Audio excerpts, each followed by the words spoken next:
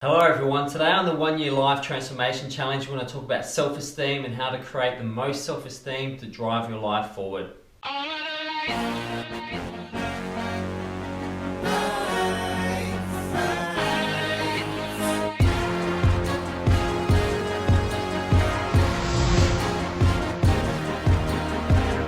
Hello everyone, today we're going to talk about self-esteem, which is really the driving engine, the steam engine if you will, of your life that allows value and chances to be taken and for you to really move forward.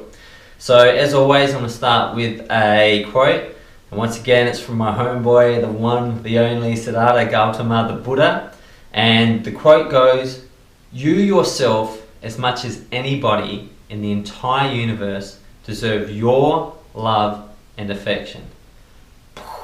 Mind blown, right? You yourself, as much as anybody in the entire universe, deserve your love and affection.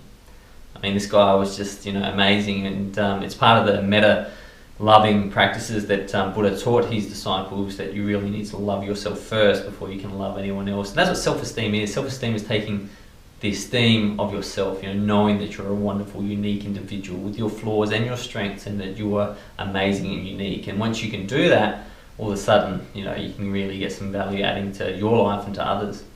So the reason self-esteem's come up is I've had quite a few questions from people who, and I am reading through their questions and some of my recent phone coaching interviews, I can see that they have little self-esteem. So they're projecting these issues out into the world, and they're trying to firefight and put out things and solve relationship issues and fix little things and get better at their job, when ultimately it's all for naught, because they don't believe in the most important thing in the world, which is themselves, and they're giving so much. Sometimes I'll speak to single mums during coaching sessions, and they'll be devoting their life to that of their children, or other people in their life, and wondering why it's not working and why they're not getting anywhere with it, when ultimately then just start with some of that energy towards themselves, and everyone else's life will improve. So life becomes a lot happier and simpler once your self-esteem increases. You start being able to say no to things that don't add value, and you start being able to say yes to things that you might have seen as risky. You have more inner stability, your life becomes more stable.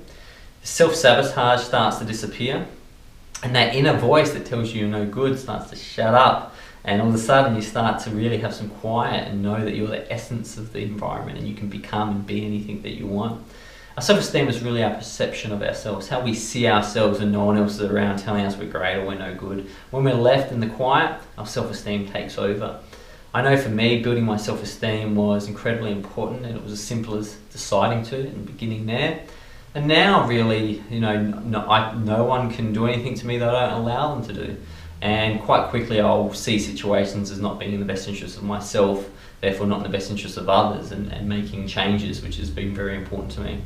So I'm going to talk about 6 actionable ways to improve your self-esteem today. And number 1 is to be aware of that inner dialogue. So number 1 is to watch your inner dialogue. Listen to that voice. Oh, by the way, that voice isn't you. You're much bigger than that voice. You are the essence of the universe. You're the awareness of that voice. For example, I'm more than my voice box, because I'm behind it. I'm the brain behind it. And that voice inside your head, you're more than that, because you understand and can see and hear that voice in your head. Therefore, you are not it. So when it's saying things like you're no good, or you've done this before and it hasn't worked out, or the world's against you, or whatever, just be aware of that and go, okay, cool, that's an interesting thing for that thing to say, which isn't me. Don't take it on board. Don't allow it to change your emotional state. And also, when it says you're fantastic and great, you can say, awesome, I agree. But once again, you don't need to get carried away with that, because you're better than awesome and great. Simply be present with the moment. Don't get too much in your head. Don't allow the voice to work or talk. Don't give it the headspace. Don't act. Allow it to be and go. Don't fight it. Don't say stop, stop, stop to the voice, because you give it power then, because it's not real, and now you're giving it power. Just let it go. Meditation is a real key to that. Number 2, gain control of yourself. And one of the ways you gain control of yourself is by doing little disciplined things. But one of the key ways is not to criticize others. Being critical of others takes away your ability to fix your own issues, because you're constantly projecting outwards. I had someone incredibly special in my life that I worked very hard to create an amazing life for. However, she was of the belief that other people were constantly imperfect and were bad and not great at things. And I really could see that was her key issue for moving forward. She was unable to see the flaws, or she was able to see the trees because of the forest. Stop criticising others immediately, because it adds no value to your life, and whether you're right or wrong that they're silly or idiots or no good, it doesn't matter if you're right or wrong. It's taking away from your focus on yourself. And number 3 leads on to that. Don't be a complainer. So everyone has problems, and you don't even want to know their problems. Some of them are so scary and terrifying that when you complain, you just look silly. Complaining never solved anything. It simply just spreads infectious, spiral, bad thoughts into the air, into your vibrational frequency becomes lower and you get less achieved. Complaining never serves anything. You can't move forward from a place of negativity and complaint. Everyone has problems. And if they're not complaining to you, then that serves you as an example on how you can live your life without complaint. Number 4, learn to relax. Learn to relax, and your self-esteem will become relaxed and be more easily to come. When people are tense, their self-esteem doesn't shine through. Meditate, go into nature, your self-esteem grows. Your self-esteem is the core essence of source energy, right? It's core, it's great, it's connected. And when it gets back in connection with nature and silence and meditation and beautiful music and water and the beach, it gets re-energized. It's cool and amazing, and relaxing is really the essence of allowing your self-esteem to grow. Number 5, boost it by allowing yourself a treat.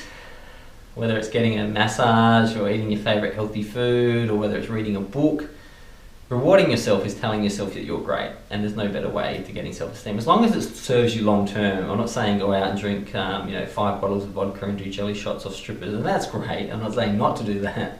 What I'm really saying is that's not going to serve your self-esteem, and you know it. Some of the people I know who partied the hardest, and trust me, when I didn't have great self-esteem, I partied hard. I was the Rodney Dangerfield of partying. It's because I didn't have great self-esteem.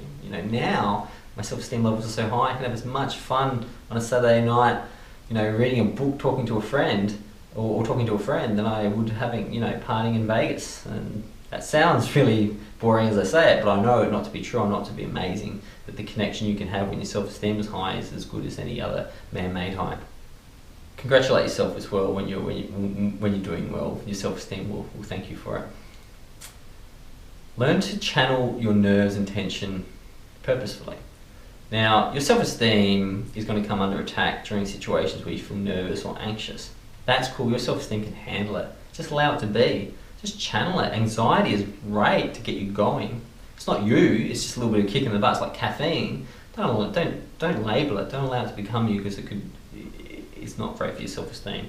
Allow these feelings to come in, and know that ultimately they can't affect your self-esteem long term. Maybe for 10 minutes, 5 minutes, reality, sometimes these emotions are 10, 20-second things. They have to come and come through, and what you're left with is your self-esteem, not the anger, bitterness, hatred, excitement. You're left with your self-esteem, so it's always there.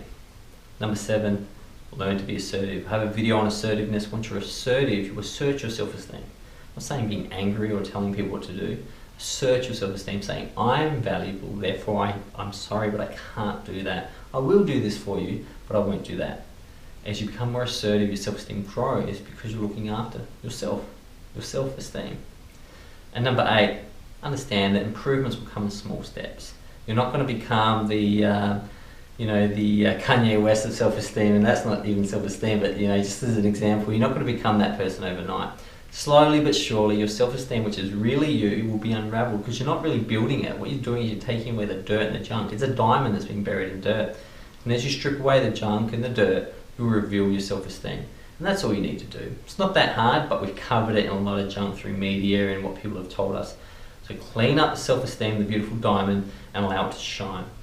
A lot of this is in my book, and if you'd like to watch these videos again, you can order the DVD series, and you can touch on this self-esteem. There's other videos that allude to self-esteem as well that you can watch. But other than that, I'm so grateful to be on this 1-year life journey for you. We've been here for a little while, we're really growing together, and I'll see you for tomorrow's video. Goodbye. Hello everyone, jump on YouTube and become a subscriber for special features that are unlocked once you click the subscribe button. Audiobooks, novels, a whole collection of information that isn't available on Facebook or Twitter is available for you as a subscriber on YouTube. So jump on now.